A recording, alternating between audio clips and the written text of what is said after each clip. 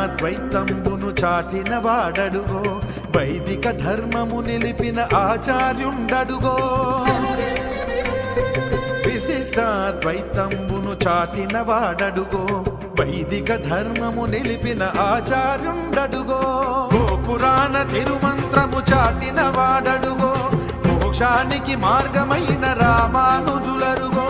గోపురాణ తిరుమంత్రము చాటిన వాడడుగో